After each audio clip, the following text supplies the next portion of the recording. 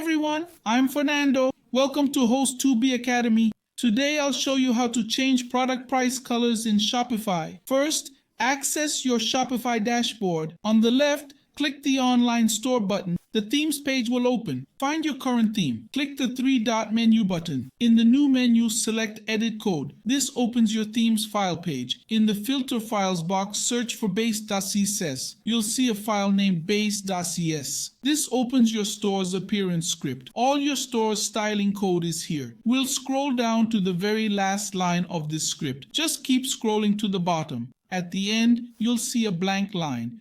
Skip 2 more lines. Next, we'll visit host2b.net. The link is in the description, and that's where we'll find the code we need. Simply click the button to copy the code. After copying, let's go back to Shopify and paste our code in the blank line. Once pasted, you'll see 2 lines at the top for text colors. The first line sets the main text color, which is your selling price. The second line is for the comparison price used for promotions.